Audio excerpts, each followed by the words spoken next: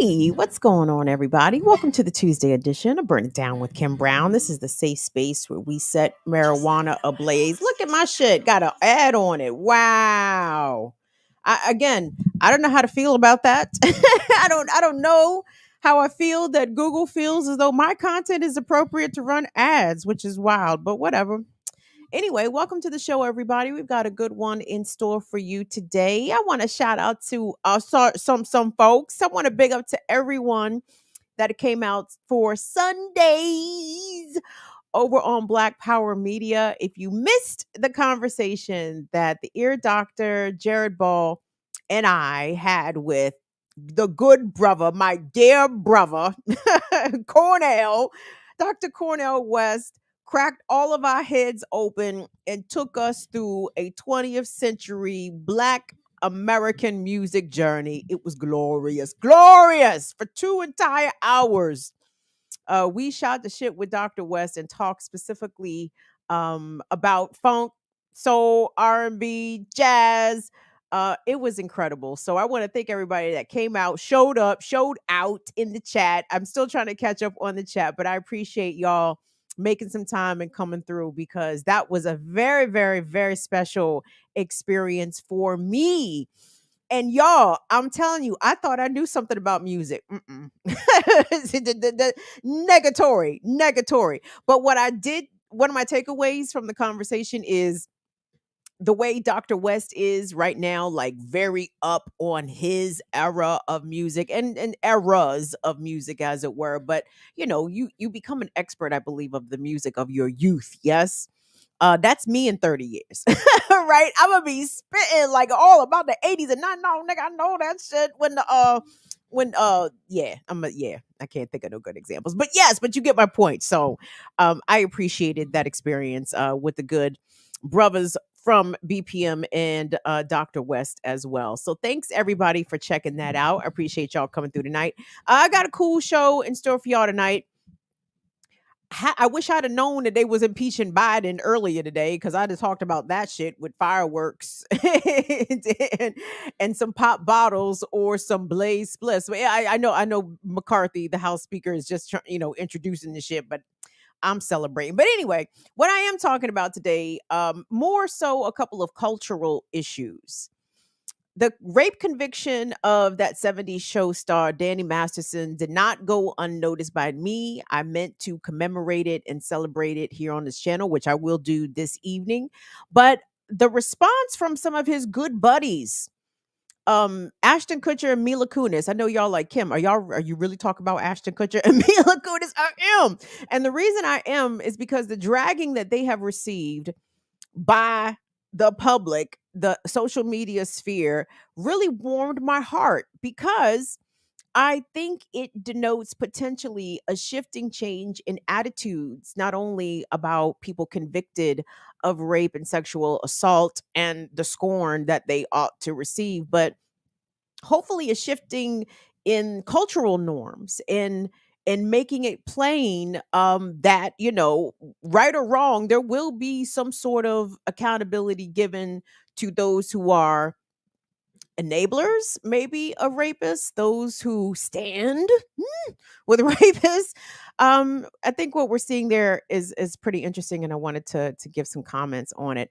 And I also want to talk about the situations ongoing in New Mexico, where the governor there has essentially put a loose ban on public carry in the state of New Mexico, which is an open carry state. This comes after the deaths of two children as a result of gun violence, one coming from a baseball game where an 11-year-old was killed in a road rage incident. And the governor there decided to take some action. So it speaks to the political ineffectiveness of liberal policymakers because they believe that something is better than nothing. But when the something just brings out more guns, I don't know if the desired effect is being achieved. But anyway, I'm gonna get into that in a second. Let me say what's up to y'all. What's up, y'all? Come on in. Please be sure to give the video a like and a thumbs up. I appreciate y'all being here. What's up to the good bruv James? Stoner Loner, Damien. So it wasn't Heloise's birthday, it was Heloise's grandson's birthday. So we want to send a happy birthday to Lady Heloise and her grandson, recently celebrating a birthday. So shout out to Helly. And thank you to Damien. Damien, thank you so much for your PayPal support as well. Shout out to Wendy. Thank you, Wendy, for your PayPal support. Shout out to Courtney. Where is Courtney the Stallion? Courtney, I know you be in here lurking sometimes, girl, but if you lurk or no, thank you, Courtney, for your Cash App support for the Sunday's interview with Dr. West. And thank you for making an appearance in the chat on Friday's show to come and correct motherfuckers. We appreciate that, Courtney, please, and thank you. Love you so much. What's up, Abby? Good. Learn Life is in the building. Glad to see it. What's up, Maddie? Maddie, thank you so much for coming through. What's up, Franny Francais? Holly in the building. Did I already say what's up to James? What's up, Infinite Content? Infinite, we're going to talk about the Philly shooting tomorrow on the Remix Morning Show. I personally could not do police violence tonight. So we're going to do it tomorrow when I have some support around me and we can actually have a conversation about that horrific murder of this young brother in Philadelphia by the Philadelphia Police Department. Shout out to my son, Tyler. Tyler, I think I saw you in the Sunday's chat. I said, look at my son out here with impeccable, impeccable musical taste. Why? Because he got a proper Black Gen X mama. That's why my son Tyler is out here being awesome in these streets. Who else we got out here? Oh, what's up, Lady Alex? Thank you so much for coming through. What's up, Northern Witch, Day? You know, I love to see Dee Dee. What's going on, Latif? Thank you so much for coming through per usual. So anyway, y'all, let me get this joint started. And the first place I'm going to start is with the CDC. Not COVID, but no, the other thing that kills thousands of Americans and most Americans don't give a fuck about. Guns, gun violence. Now, when we have a problem endemic in our culture, huh? Oh, what's up, Will? Was you gonna say something? Okay, or not say nothing? Okay, cool. Ooh, somebody sent us some. My bad. That was me. Sorry. I know it was you, nigga. That's why I said something. No, wasn't nobody else but you. Damn it, now I gotta start over. See how Virgos be fucking you up, man? God damn. And I usually be liking Virgos. What you say here? Hey, what's going on? Latif just sent us a super chat. He said, big up, big shout outs to my sis BJ. What's up, Jay? Thank you so much for coming through in the chat. Oh, nice. Thank you, BJ, and welcome. Did you let your sis know I do a lot of cussing here? there's a lot of profanity here. Just think Def Comedy Jam, BJ. Back in the day, nothing but cussing. So anyway, so in America, in America, right? Very clearly, we don't care about people. If we did, we would have nationalized and universal health care available for all. If we cared about people, we would make sure that people are housed. We would make sure that people don't go hungry. But that's not this country's priorities, right? Our country prioritizes military and also prioritizes. Why is my mom calling me? Is everything okay? Hold on. Everything okay, mama?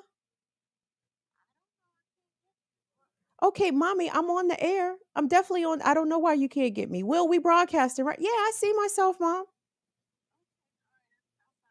Okie dokie. All right. Bye-bye.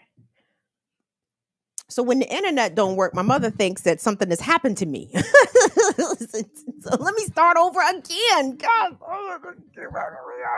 Hold on. I might have to spark this spliff. I don't know what's going on. I know what's going on. Mercury is in retrograde. That is exactly what's going on. So anyway, hold on. See, now I have to get the weed involved. And I wanted to get through a couple things before I did that. But now I'm like, fuck it. So anyway, in America, we don't care about people.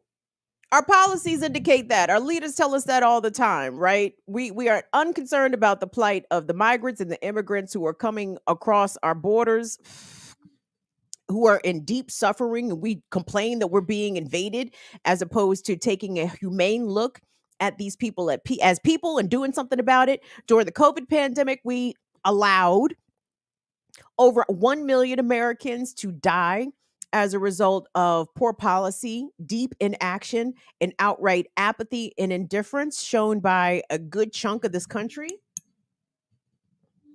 for not only people infected with COVID, but for those who are more susceptible to COVID, including those who are chronically ill and disabled. And the major glaring thing in which America does not give a fuck about its people, but more specifically its children, has to do with the policies surrounding access to guns. Now, you guys know for a fact that I am not a anti-gun person.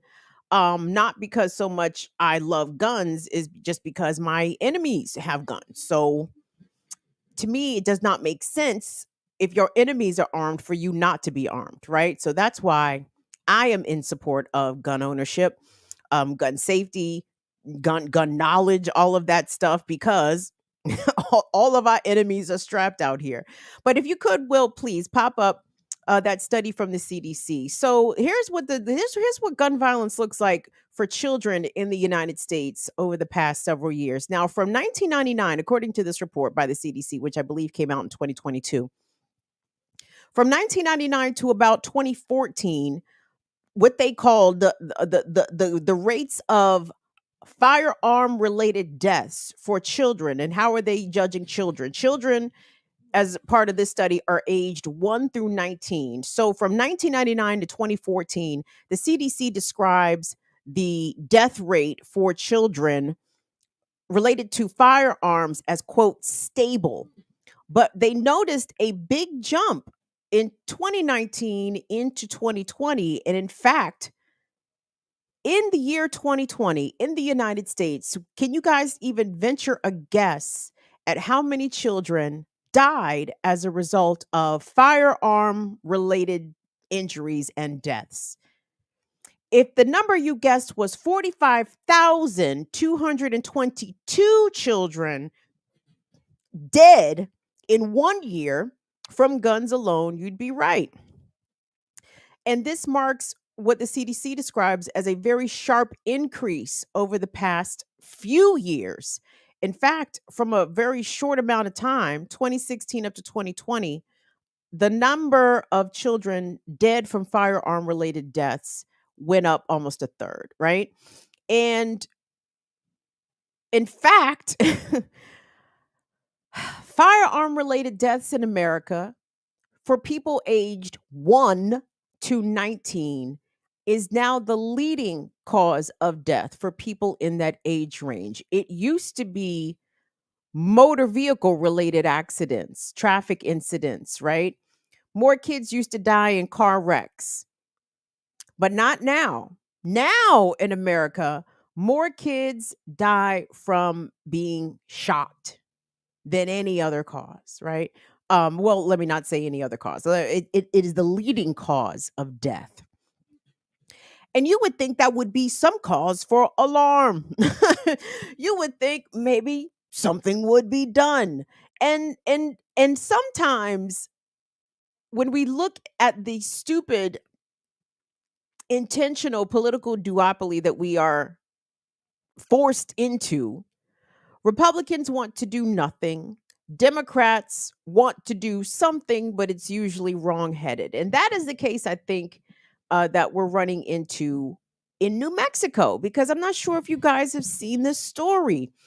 And let me set this up for you. So, in New Mexico, by the way, yes, gun violence and death via firearm related injuries is the leading cause of death for children in New Mexico. Let me say that again.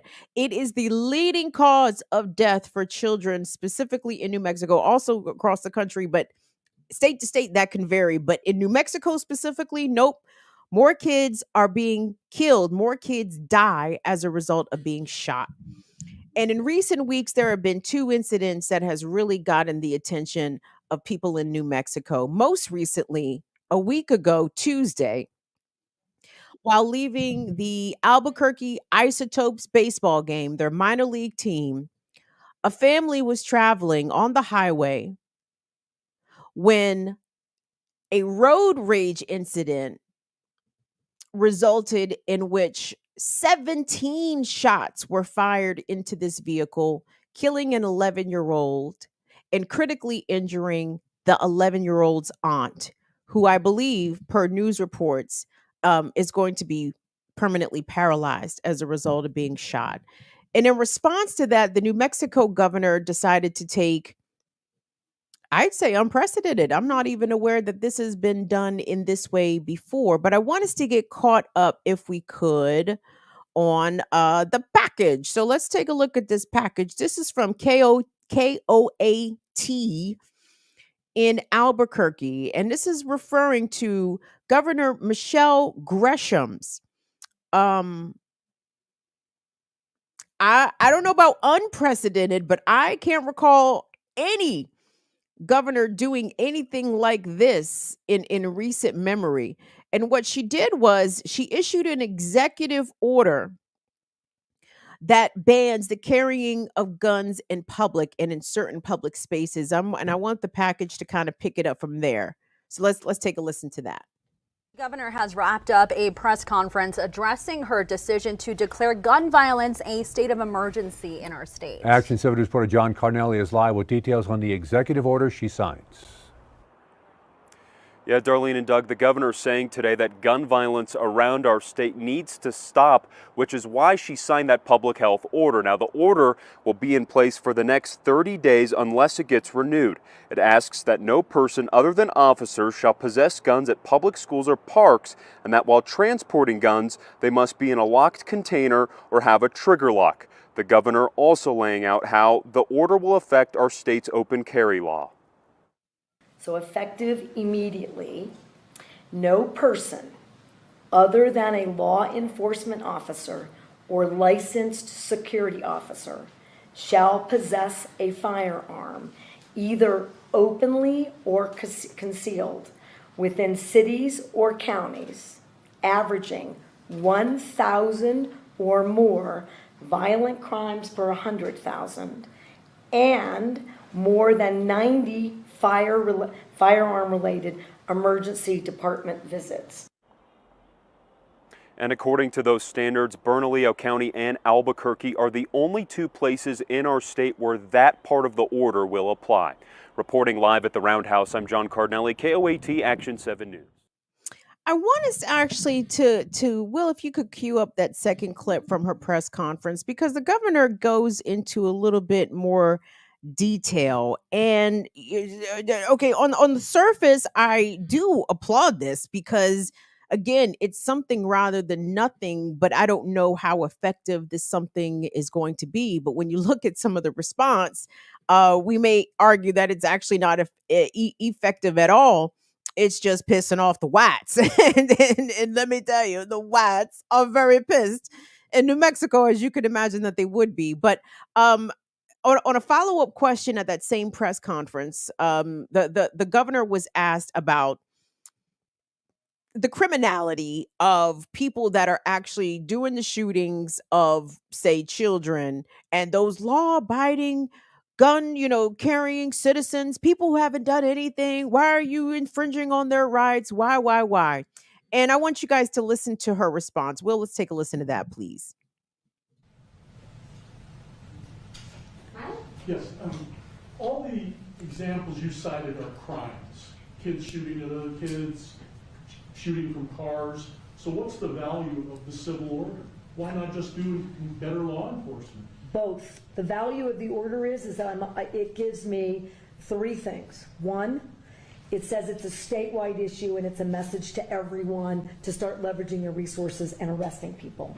Two, the jurisdictions come at this, including with the DOJ restrictions, differently, without the leveraging and the additional resources, arresting, and where do they go? We got to make sure that everyone is bumping up their services. It's a message to the Metropolitan Detention Center. It's a message to the HMOs. You better figure out treatment. We have been sort of stalled out, to your point.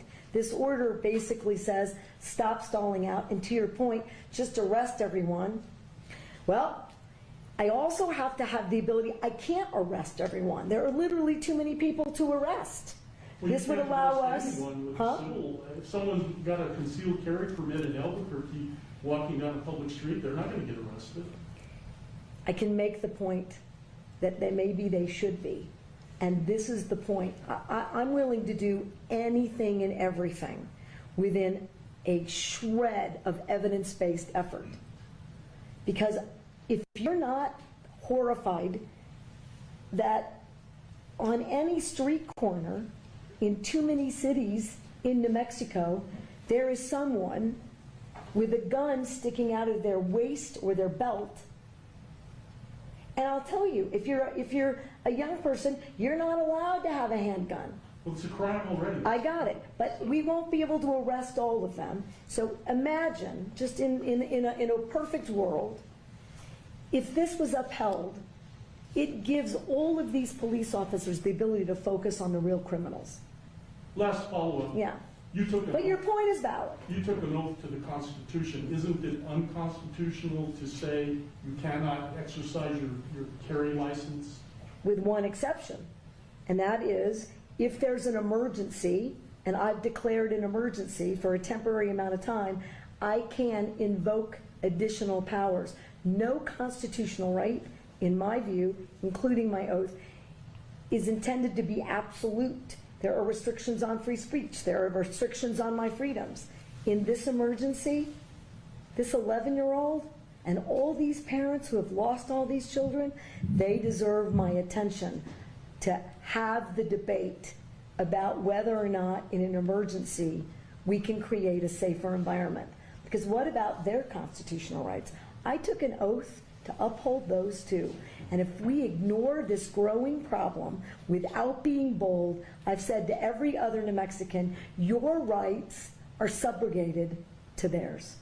And they are not, in my view. Wait a minute, you're talking about crimes.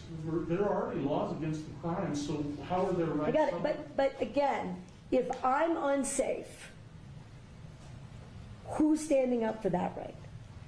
If this climate is so out of control, somebody should do something. I'm doing as much as I know to do. Madam Governor, Yep. do you really think that criminals are going to hear this message and not carry a gun in Albuquerque on the streets for 30 days? No. But here's what I do think. It's a pretty resounding message. I guess, girl. I guess. So, Governor Grisham there is a Democrat.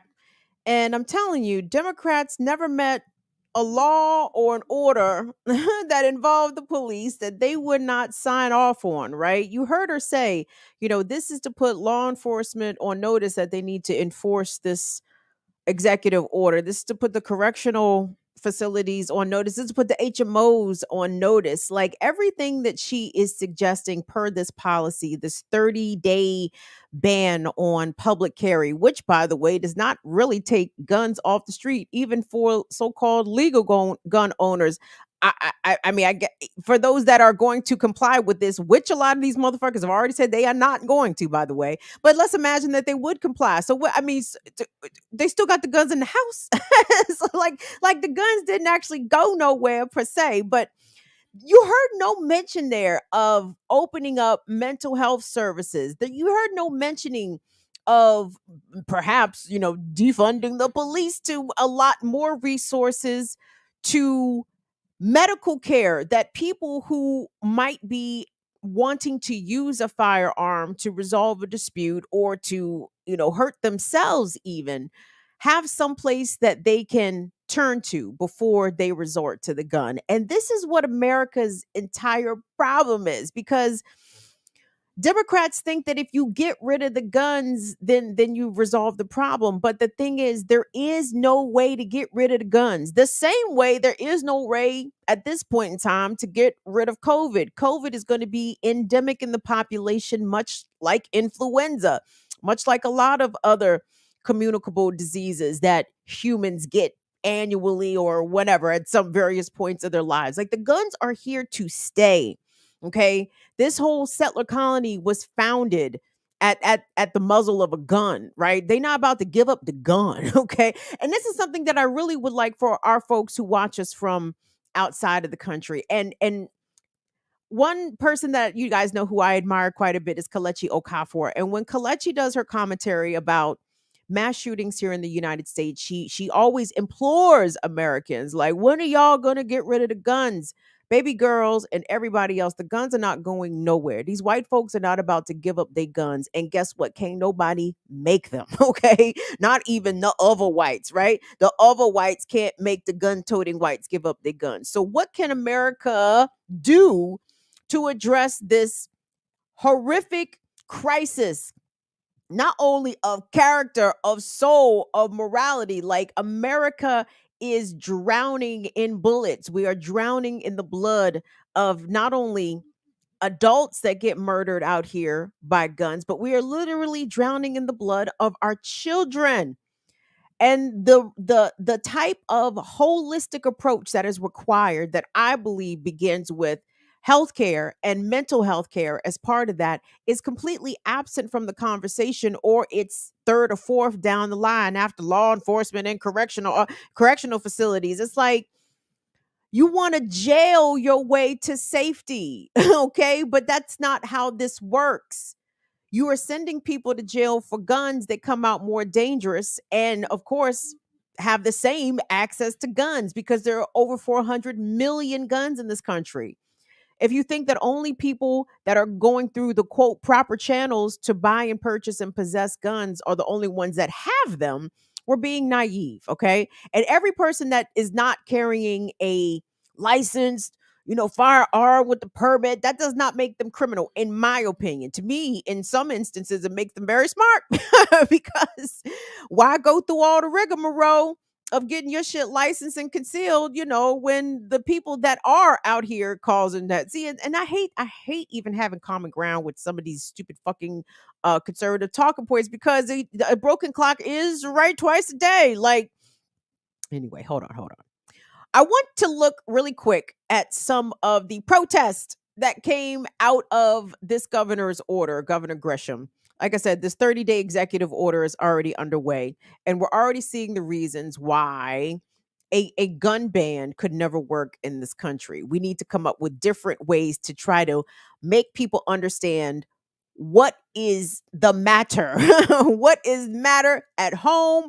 What's the matter on the inside that make you want to literally take somebody's life? Like, we're not going to get to the bottom of that trying to remove the guns, which are irremovable from our society at this point. But listen to the confusion. Listen to the confusion at this particular rally held in Albuquerque. And by the way, I believe that this executive order prohibiting public carry issued by the governor is only applicable in, I think, 2 counties, Albuquerque County and another. Oh, by the way, did I tell y'all this already? The Albuquerque County sheriff said he ain't going to enforce this shit. he don't think that this shit is enforceable, so he's not going to even try. So take that, lady governor, with your lady parts and your menstruation. The bears can smell the menstruation, says the men. Anyway, I'm just kidding. Hold on. I'm sorry. Let's take a look at this protest footage, and you're going to hear from a couple of different speakers. I want you to take note of one speaker who is identifying as indigenous. And when they start to talk about the atrocities suffered by the indigenous, you notice the enthusiasm go down just a bit in the crowd. Anyway, you guys will hear what I'm talking about. Let's take a look at that, please. Crime is riddled, and all we want to do is protect our families, our friends, our communities. I've gone on 2 combat tours with the Marine Corps and fought on the front lines. I've done 11 trips as an independent contractor. She thinks she has the right to take away my freedom to protect my community. I don't think so. This will not stand. We will not comply.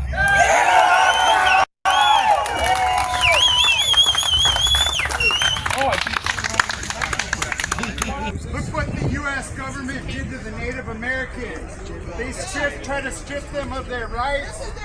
This is the same thing. Our Apache brothers resisted to the very end. Navajos, we gotta be the same. Resilient.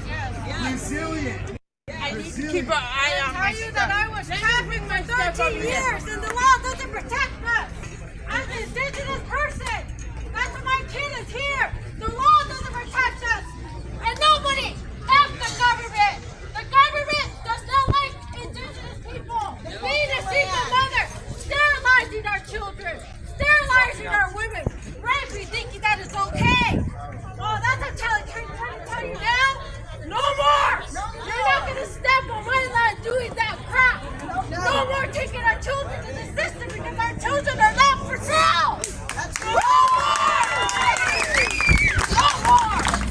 Are you guys familiar with Thomas Jefferson? Say yes. Were you protesting the Capitol during COVID? What's that? Were you protesting the Capitol during COVID? Thomas Jefferson. I wasn't at that one. No. What's your name? Daniel Montano. Daniel Montano?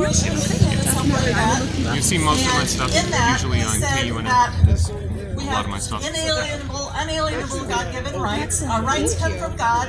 Our privileges come from government. Don't get them confused. They're very different. Okay? Rights come from God. He also said we have the right to correct, alter, or abolish a tyrannical government.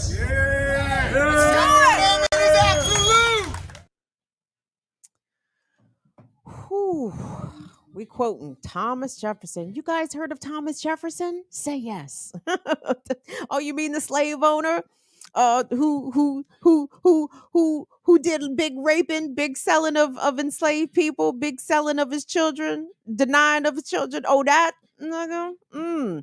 Wasn't Thomas Jefferson complicit in some Indian wars as well? I would think so. But anyway, did you hear the confusion when the white man said, you know, in our Apache and Navajo brothers, they had to resist, they had to fight to the end, and then here come the indigenous sister talk about stop selling our children and stop sterilizing our women. It was a lot of crickets in the audience when some of those comments came out.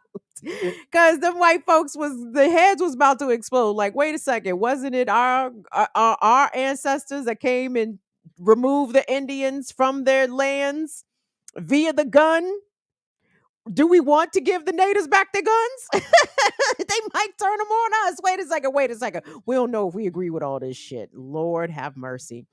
The deep confusion in the white folks. And again, and the confusion is evident in America, but y'all, what I don't like from this governor and from Democrats generally is that they don't even refer to the gun crisis as a mental health crisis, which I absolutely think that it is. Now, the governor was correct in calling it a public health crisis, which it obviously is definitely that when you have literally tens of thousands of kids. We're not even factoring in the adults that die annually in this country. I mean, we're probably talking, it's got to be knocking on between 75 and 100,000 people in this country every year die as a result of firearm related deaths, which also, include homicides, and it includes people unaliving themselves at the same time, right?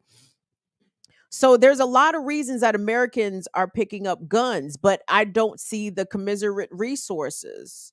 Like, you are not going to convince people not to kill or not even to kill themselves when they are not getting any sort of help. And the majority of people in this country are dealing with some sort of mental health crisis, be it depression, be it anxiety, be it something more advanced than that. Overwhelmingly, folks are not receiving diagnosis. They are not receiving treatment. And we are not socialized from young ages, girls and boys and gender nonconforming people, right? We kind of talk about conflict resolution and peer counseling and all that shit. But there was an incident just here in Prince George's County yesterday where a 16-year-old girl walking with her brother from Duval High School, walking home, her brother was confronted by some other youths, and the young lady, the 16-year-old girl, tried to intervene a gun was pulled out, she was shot, and she died. And that is what is happening with thousands of our young people, right? I guess the conflict resolution is to go play the video game. Like I don't, in terms of they're learning how to shoot. They're not learning how to talk through their problems, and or even just not shooting through their problems. I personally don't have an issue with physical resolutions to conflicts, especially as youths. So long as everything's fair, so long as everything 101, I think there's a value in learning how to defend yourself simply with your hands. And I do see some merit in that. Now, maybe for conflict resolution purposes, something could be structured. It could be, regulated under proper adult supervision. I'm not sure. But the kids are not even being given that option, right? The option is the gun because the guns are accessible. Why are the guns accessible? Because there's 440 million of them. There are more guns than there are people, residents of this country. You could never remove the gun from America. But what you hopefully can do is get a hold of crazy ass fucking Americans. And there is no political will to do that. There is political will to pick these fights with conservatives like this governor in New Mexico did. And on the surface, what her actions sound like, they sound like they're principled, but they are deeply flawed because it doesn't actually do anything but rile up the opposition who are coming out to show that they will not comply. They got more guns. Oh yeah, we actually got more guns than you thought we had, Governor Michelle, with your lady parts. I know there's a lot of misogyny, I'm certain, aimed at this lady simply because she is a lady. But I mean, I'm not rooting for this lady per se because again, I'm not convinced that we actually doing anything here when it comes to this. Did someone just run us some box? Thank you so much. Hey, thank you, thank you, thank you. Thank you, John. Thank you so much for your Cash App support. So in terms of what do we do? Well, what we won't do is sign off on political stunts like this because they actually don't do anything. But what we actually need to do is to amplify the organizations and the people that are in the community trying to do violence resolution or support if you have in your city. I know they have in DC and in Baltimore, maybe with varying results, what they call violence interrupters. So they pay people in the neighborhood who knows people in the neighborhood. And if the violence interrupter gets word of a conflict, a beef, a dispute, the violence interrupter will come and try to mediate the situation. Now, unfortunately, I think both in DC and in Baltimore, I can think of violence interrupters themselves being murdered, which kind of goes to show, number one, the seriousness of the situation, but that violence interrupters by themselves is not enough resources to address the magnitude and the enormity of the problem. But like COVID, which was a ginormous problem and might be a ginormous problem again, there's no reliable ways of tackling it. And it doesn't even indicate that there's even a real desire to make sure that we stem the transmission of the COVID and to actually do anything to get a handle of gun violence. I think Americans, maybe Westerners in general, does someone else run bucks? Wow. Y'all running them tonight. Thank you so much. Donnie, thank you so much for your for your Cash App support, baby girl. Um, the other aspect is like Americans, we are very accustomed to mass death. Just think about how normal it is to hear about mass shootings in 2023. And then if those of a certain age, if you could remember back, let's say to the mid 90s, when did Columbine happen? 99? Think about the mid 90s. I think about myself in the mid 90s and how absolutely astonished I would have been to hear about any student, anybody actually going into a high school and shooting shit up. Like that shit would not have even computed with me in the 90s, right? Now, shame on me for still being surprised and frustrated and flabbergasted about learning about a mass shooting or whatever the next mass shooting is going to be. Like this, I imagine, is all part of late stage capitalism as the society continues to crumble, right? Um, because of the crushing oppression set forth on the rest of us by those in power, by those with monies, by those that control the resources, right?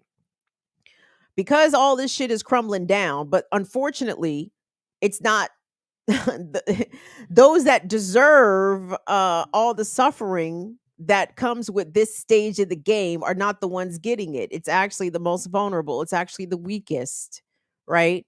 It's Black folks, it's Indigenous folks, it's gay folks, it's trans folks, it's children, it's the poor, it's migrants. We are being crushed under this. But the one thing I would suggest that we do, y'all, we have to get with these kids as much as possible. And I know it's a lot of adults out here causing a good chunk of the gun violence. I understand that. But the problem is the adults is gone. Okay. Like they gone. We can reach the kids. And I think if we try to reach the kids first, maybe some of that will trickle up. Yeah, the kids are the grassroots. Yeah, I like this. If we can get with the children, if we can make them understand that there are alternatives. But the problem is the kids won't understand that there are better ways because they're not seeing the proof. They're not seeing the resources. They're not seeing the investment in them in that way. They are seeing the investment in SROs. There have been so many of these student-led actions that I've seen over the past couple of years where kids themselves have been going to school board meetings and saying, hey, we actually need more counseling. We need more mental health services in our schools. And what do the kids get in return? Do they get mental health counselors there to help them as they've asked? No, they get school resource officers, right? They get a gun. they get a hired gun in their school when they have asked for hired mental health professionals. They get a hired gun in return. And these messages, these symbols, these kids are not stupid. They peep game. They understand exactly what's going on. So, while I tepidly, I only agree with this governor that what she did in New Mexico. I only tepidly agree because she did it under the guise of a public health crisis, which I agree with. But if your public health crisis and your response to that via policy is to create more laws or more legal apparatus via this executive order for people to get in trouble and go to jail for, that's not addressing the problem. People aren't shooting each other because they need jailed. People are shooting each other because they need help. They need help managing anger. They need help managing rejection. They need help managing hopelessness and despair and poverty, right? Is any of that help coming in this executive order? Did she say anyone caught with a gun will get access to free counseling? No.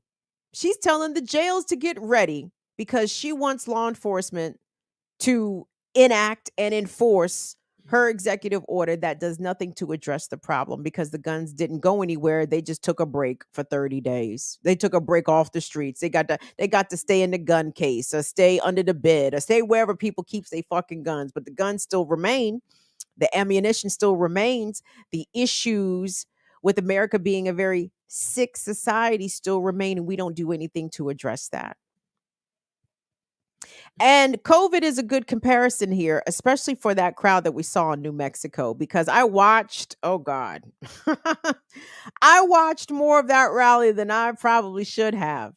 And there was a number of speakers that got up there and said, and they're going to try to do the same thing with COVID. So when the government tries to make you mask and vax, what are you going to say? I will not comply. America is a death cult. A death cult. These folks want everybody to die are perfectly okay if everybody dies via COVID and gun violence. So long as it ain't them.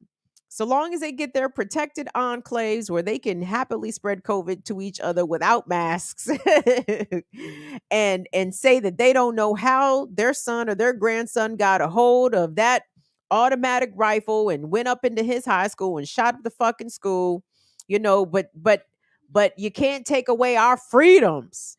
Our freedoms to what? To march towards death? Our freedom. You know what? I'm tired of these people. That's all I'm going to say. I'm going to take a break. Hold on. Let me take a little break here. Thank you all so much for being here. Will has told me that it's several of y'all in the buildings. Please and thank you. You guys don't forget to hit the like, the subscribe. Lord, y'all, Molly started posting shorts. Oh, the comments. I think that diminished my, not to say I give a fuck about what strangers got to say about me on the internet, but goddamn, when YouTube gives me notifications and it's like 5 comments in a row telling me I ain't shit, I'm like, goddamn, y'all ain't had nothing else better to do today, huh? This is how you choose to spend your day. And to be clear, I tell people they eat shit all the time. I don't go to their page and tell them that though. maybe I should. Maybe that shit is fun and I'm missing out. So there's that. But thank you all so much for all your support. Peace, Vesper. Hey, Vesper X. Good to see you in here. Who else do I see up in here besides people I'm not? Ooh. See, sometimes when I see new names, I don't know whether or not I should shout them out because they might be in there talking shit, and I'm just shouting out random names. So I'm gonna be easy on that. So anyway, thank you all so much. Peace Infinite. Who are these people? Oh, did y'all hear that? It sounded like a firecracker. But I didn't grow up around gunfire, so sometimes I get those noises confused. What's up, Kamal? So there's that. The next story I wanted to get into, it didn't fly under my radar. And I'm actually glad that the story got a little bit of legs underneath it so I could bring it back, because this was important. So, in May, that 70s show star Danny Masterson was convicted on 2 counts of rape. He was charged with 3. He was only convicted of 2. This was Masterson's second trial for rape, for some rape incidents that occurred in the early 2000s. I believe all of these incidents were reported to have happened between 2001 and 2003. The 2 rape survivors that Masterson was convicted of assaulting allege that Danny Masterson drugged their drinks while they were at his home, made them woozy, the substances, whatever he drugged them with, and then they were assaulted by him. These women made credible allegations towards Masterson at the time. Danny Masterson is a high profile or a high well up Scientologist, and that actually played a bit of a role in this entire case. And I'm only going to mention it briefly. I don't know much about Scientology. It sounds a lot like Latter-day Saint. Like, I don't know what them niggas be talking about, dog. Like when white folks form their cults, I just be quiet. And I guess, if we go on the Diallo Kenyatta model of religion, all these religions are cults. But I'm telling you, the white cults is a little specialer out here. So the Scientologist is like that. So apparently within Scientology, if another member of the church has committed harm against you, the church highly discourages you from going to seek out civil redress. They don't want you to go to the police. They want to handle it internally. And what these women who are survivors from Danny Masterson's assaults, they say that they told people at the time within the Scientology community, within the church, they told their friends about what happened. And because Masterson was who he was, because he was very popular, they felt as though the church took deep strides to protect this man, protect his reputation, and protect him from being prosecuted criminally. So this is why 20 some years later, Danny Masterson was back in court to face these rape charges, of which he has now been convicted. Last week at sentencing, hold on, we might have to fire up the J for this because, okay, getting convicted is one thing. You know what I'm saying? Like, what kind of time were these rapists looking at? Hold on, let me sit back and get comfortable. What kind of time was the rapist looking at? Man, when they said 30 years for Danny Masterson, 32 live. Guys, I need to see some emojis in the chat for that. Y'all can throw up flames, y'all can throw up party emojis, whatever, because it's about goddamn time.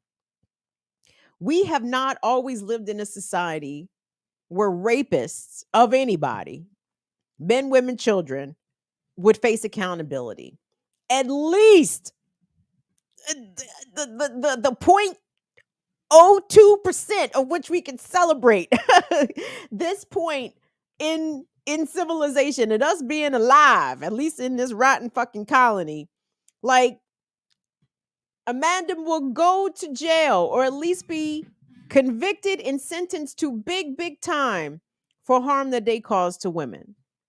And while we still doing jail, while we still doing the carceral state, I will always celebrate a rapist going down, right?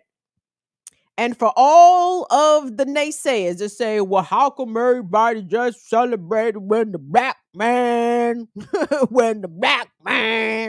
how come it was only the black man going down? Well, please direct all the motherfuckers to Danny Masterson's ass being sentenced to 30 to life. The white man has gone down too. Next to R. Kelly, next to this one, Bill Cosby, next to that one, whoever else the criminal justice system fucked up and accidentally convicted of sex assault, add Danny Masterson's name to the list, okay?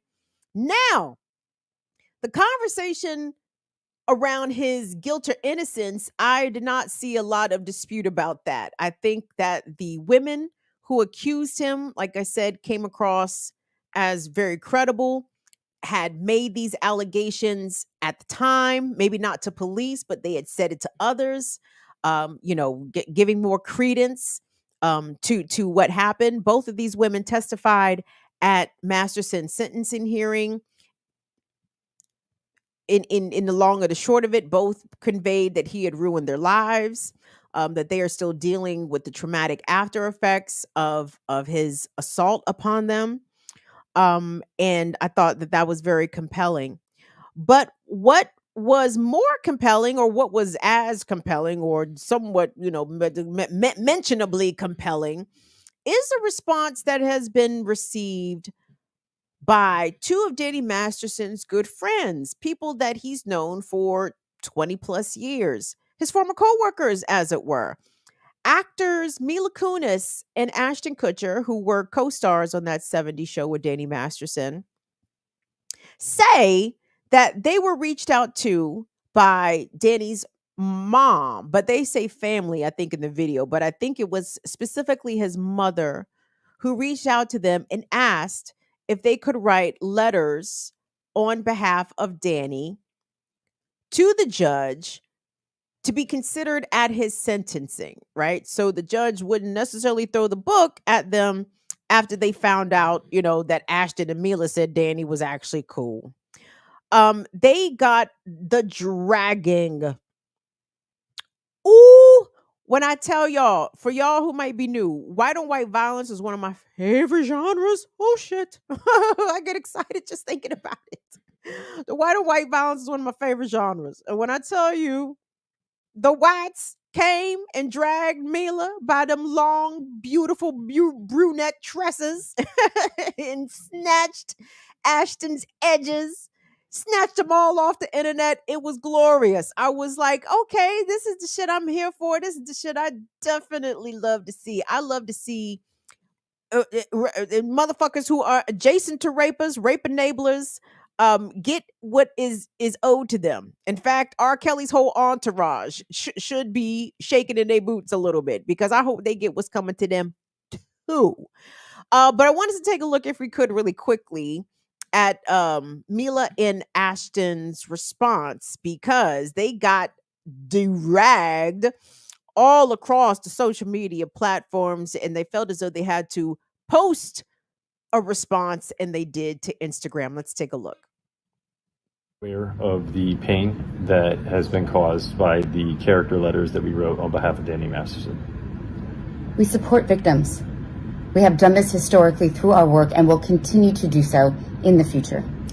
A couple months ago, Danny's family reached out to us and they asked us to write character letters to represent the person that we knew for 25 years, so that the judge could take that into full consideration relative to the sentencing. The letters were not written to question the legitimacy of the judicial system or the validity of the jury's ruling. They were intended for the judge to read, and not to undermine the testimony of the victims or re-traumatize them in any way. We would never want to do that. And we're sorry if that has taken place. Our heart goes out to every single person who's ever been a victim of sexual assault, sexual abuse, or rape. And that apology, or whatever that was, that tag team back and forth, that EPMD, I don't know what that was. I mean, it was like, all right, it's my turn to go, then you go, then I go, then you go. What was that, Kid and Play handoff in terms of the rap response? But my point is, that apology, whatever that was, is getting dragged as much as the goddamn letters that they wrote on behalf of Danny Masterson, in which Ashton Kutcher, I'm paraphrasing, said that Masterson was, a great guy and a real role model. And I think Mila might have said something like, this person I've known for 25 years, this is not what I know them for. I'm probably fucking that one all up. But it was not disparaging things that they said about their friend, nor would we expect them to say disparaging things about their friends. But the problem is, a lot of people don't understand how fucked up some of their friends are, or how fucked up people that you might otherwise respect, either professionally or socially, that they can be cool with you. They can treat you one way. They could be one, around you and be fine and be cool, whatever. Behind closed doors, you do not know what these motherfuckers are doing. You do not know what they are doing. There are so many predators out here.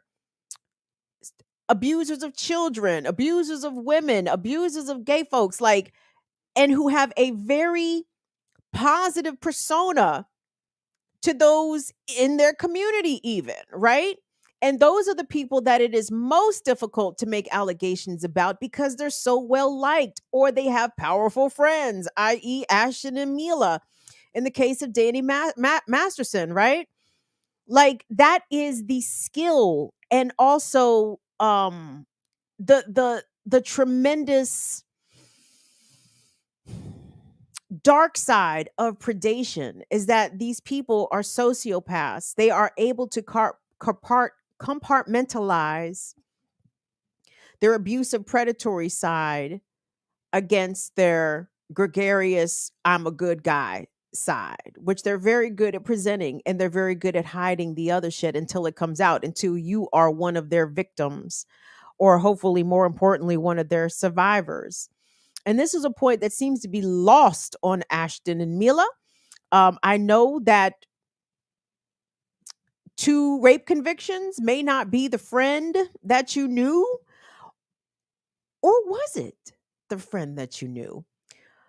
Clips have been surfacing all over social media of cringy shit pertaining to Danny Masterson, but also that happened to entangle Ashton and Mila Kunis as well. And I want us to take a look at this clip. I believe this was from the Rosie O'Donnell show, to give you an idea how fucking old this shit was, but to also give you an idea at how much, even though sometimes it doesn't feel as though things have changed a lot, at least the conversation has shifted, and shit that was regular, routine, ordinary is now cringe, like so cringe, like ginormously cringe.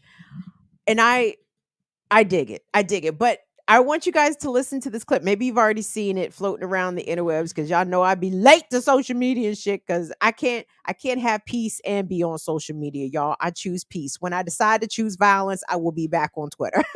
When I'm ready to choose violence, I will re-enter the Twitter space. But in the interim, I'm choosing peace. But anyway, you might have seen this on Twitter, but if you haven't, take a listen to this. And this is going to be Mila Kunis and Ashton Kutcher on Rosie O'Donnell's show, talking about when Mila was merely 14 when she made her debut on the 70s show, and Ashton was 19. The bet that Ashton Kutcher and Danny Masterson had between themselves about making the move on 14-year-old Mila. Let's take a listen. She was 14 when we started the show. I was like 19, right? Right. And they're like, okay, you guys are going to be making out in this scene. And I'm like thinking like, wait, this is like slightly illegal, I was gonna say, that's right? probably your first kiss ever, right? It was my first kiss. Why someone bet you made with Danny about our first kiss? No, it wasn't the first kiss. No, This was like go a ahead, second or Ashton. third kiss. It was the first. It was like the first week. No, it was not the first week. Whatever. Let me tell you what happened. No, let me tell you what happened. No. Okay, so I've never kissed a guy. So I was so. I mean, you know, Ash was attractive, and I was a 14-year-old little girl, and I was extremely scared for my life. Sure. And he was very nice about it. He was like, "Oh, don't worry." So I was like, "Okay." Then Danny goes and goes, "Dude, I'll give you $10 if you French kiss her." What would you stick your tongue in my mouth or some? What? No.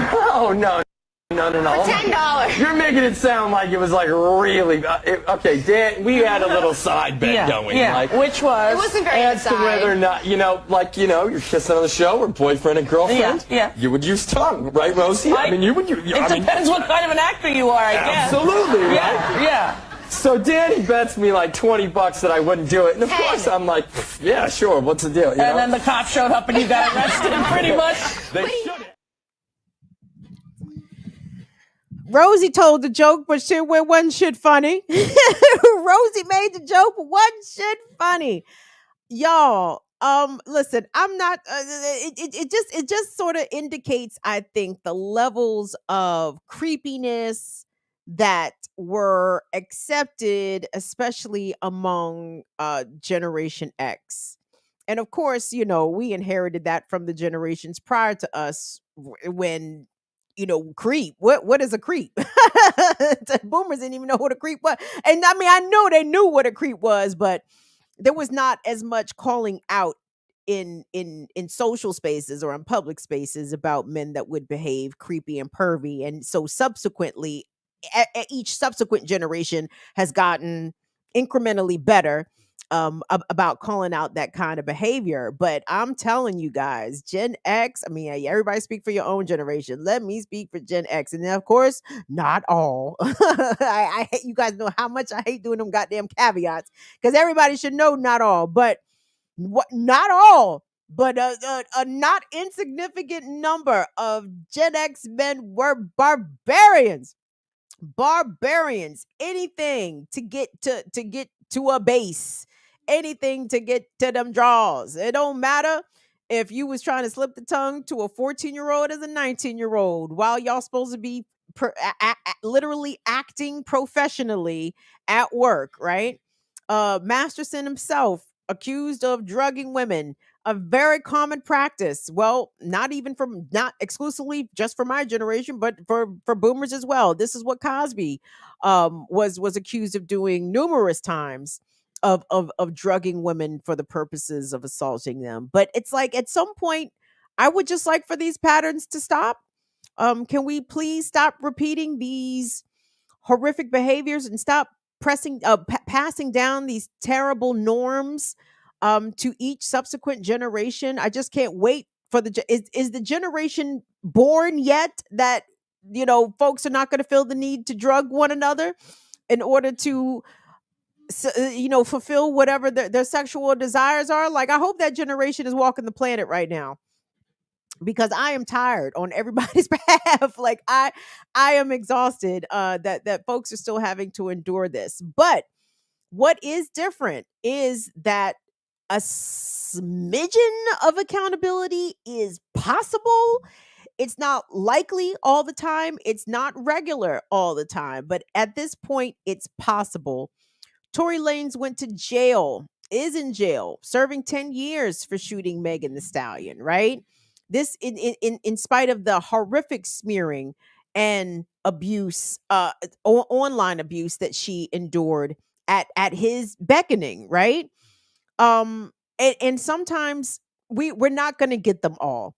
There's a lot of stories I've been seeing. You guys know what I was talking about last week, but that just caused me to kind of look deeper into more stories about women in particular being harmed, abused, or murdered, and their killers or abusers have not faced no accountability.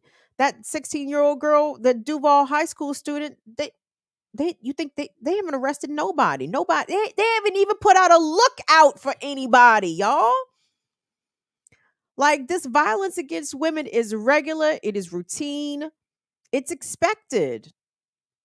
And I was watching. I hate to keep bringing up Diallo show, but I watched Diallo. I appreciate his delivery, and I dig the things that he says intellectually. And if you look at his show that he was talking, I guess this wasn't during EYO, maybe this was Monday, and he went through it. You know, he talked about the rates of violence in terms of gun violence that men commit and that men experience. And I encourage you to go look at the bro Diallo show, because he talked about the paradox of the male protector, that men can't be protectors when they are the predators. Right? Which that is true.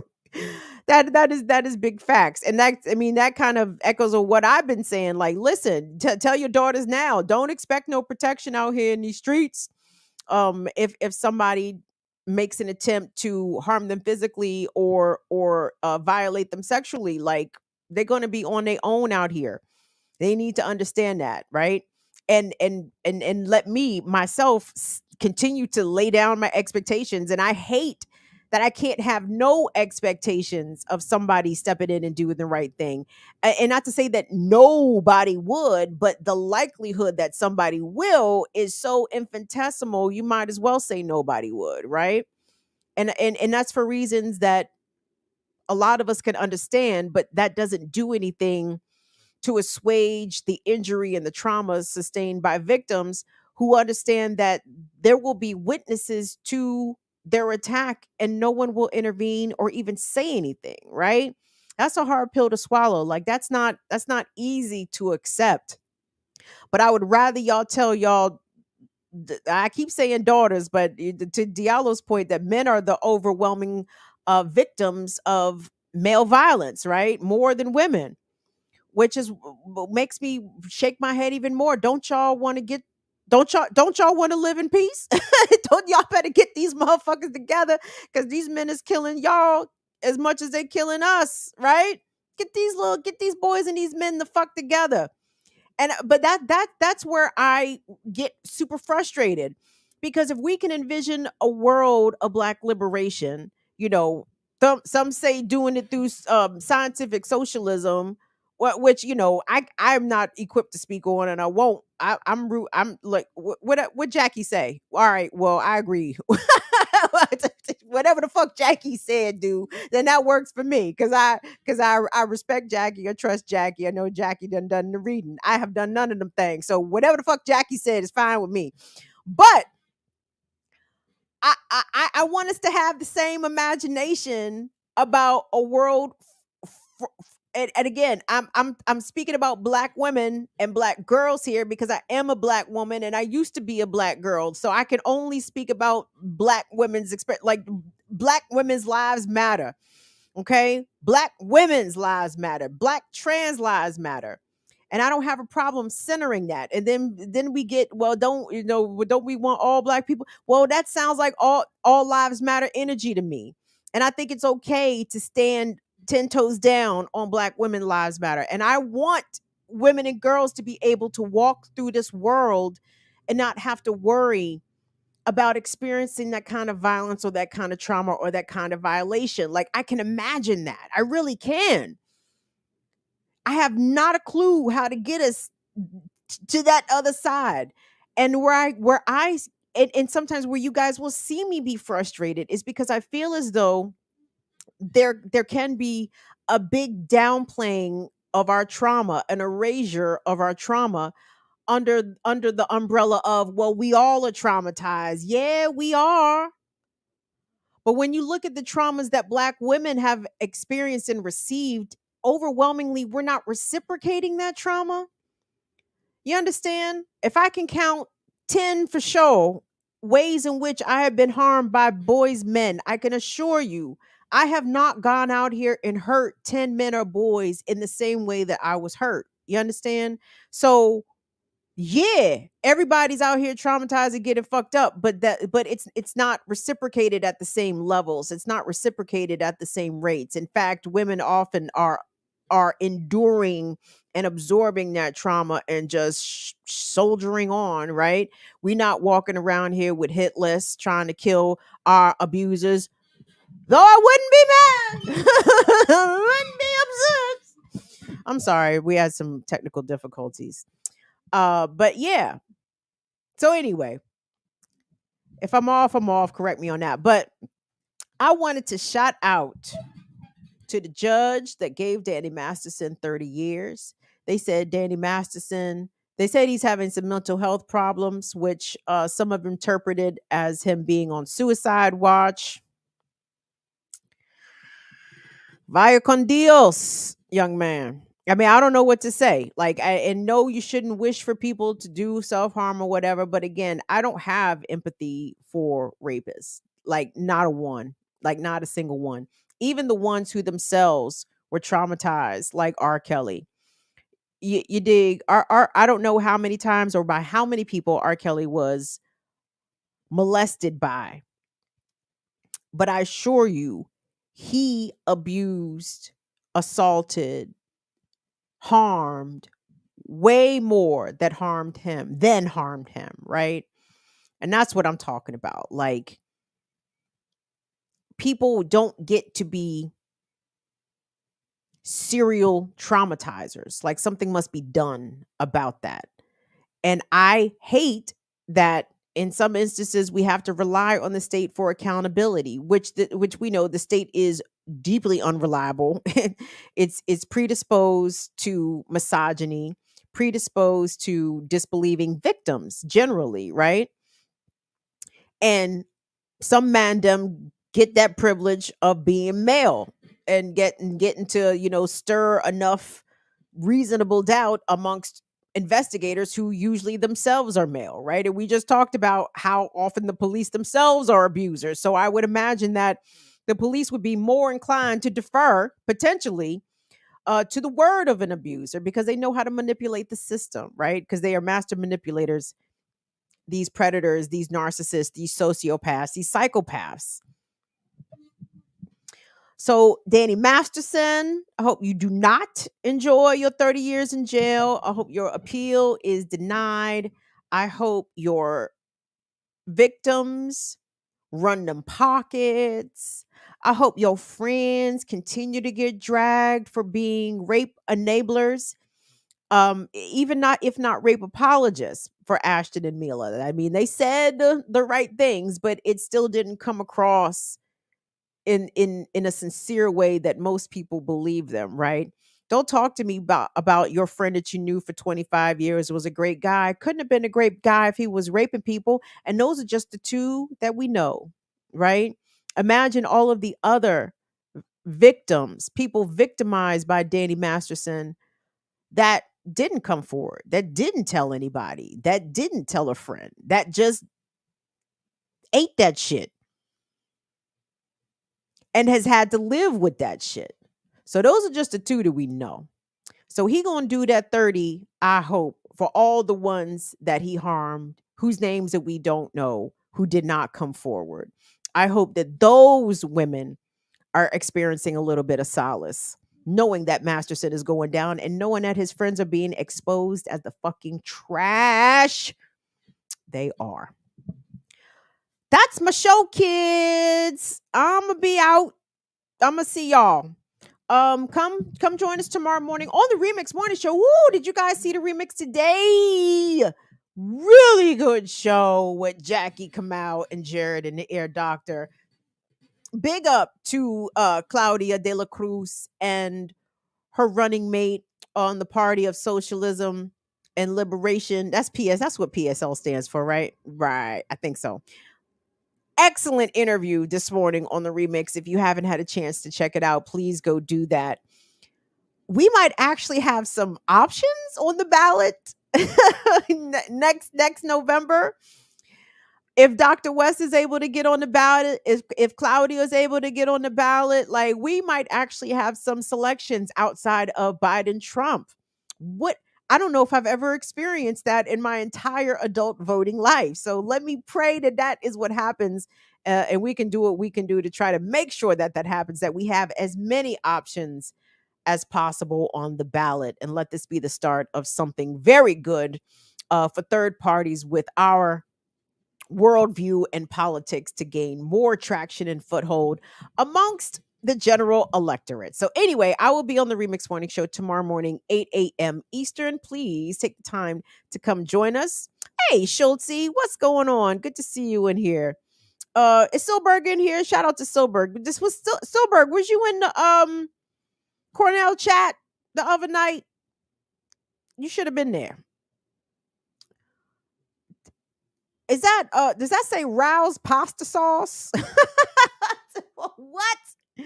Rouse pasta sauce. Run us some Rouse pasta sauce bucks. We appreciate it. If you want to support the channel, you can run a super chat. You can become a member. You can become a patron. Patreon.com/BIDWKB. BIDWKB, Cash App, Venmo, PayPal, all the ways. Thank you to everybody that has supported us and continues to support us. I certainly appreciate it. Oh, Franny France, you know I mean, God, yo, her girl. I know I mean, oh, God, say yo, her girl. What's up, Phil? Thank you, Phil, for your support of the channel. You have ran us bucks. Good Franny has ran us bucks. Y'all ran us bucks. And I love that. Will said y'all was the only ends and non-ends to run in bucks for his birthday. So thank you. Will, come on here and tell everybody how your friends let you down. But the BIDWKB5 fam came through for the young man for his birthday. Yo, can you hear me? Yes, I can hear you. Okay. Click another button. There we go. It's a lot of buttons. It's a lot of buttons. I know it. Shit. All right. What's up, y'all? Pretty Ricky, what they used to call him. Pretty Ricky, what they used to call him. Make sure he got his angles right before he could even face shit. us. Oh, wow. Because a nigga got to be lit. No. I definitely want to thank y'all for showing me the love. Y'all helped. I had a great weekend. My birthday was yesterday, so I'm still taking birthday anythings. You know, love is appreciated. Go like my page, follow, whatever you got to do. You know, there's a million ways to do it, but thank y'all and appreciate the support. Y'all don't know, y'all be making my day. Oh, good show though. Good show.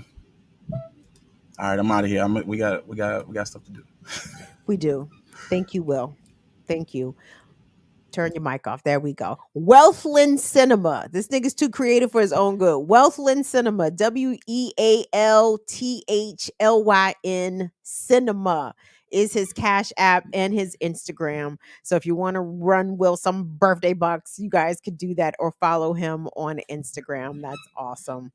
All right, guys, I'm out. I'll see y'all tomorrow morning on the morning show. We will see y'all back here Friday for the this is not the Remix Morning Show. We will see y'all back here Friday for Burn It Down with Kim Brown. Guys, we are about 100, like less than 110 subscribers away from 4,000. So, you know, tell a friend to tell a friend. Go log into YouTube for your grandmama and have her subscribe to the channel. Like, I'm taking these subscribers any way I can get them. I don't care. Log in on your kids' account. Subscribe to the channel, but I guess block all my content. I don't know how to do that. But yeah, let's get these subs up so we can get to 4K by our anniversary. Love y'all to pieces. On behalf of Will and Molly, thank you all so much for everything you do. And we will see y'all Friday. See y'all later. Bye-bye. Bye, y'all. Bye.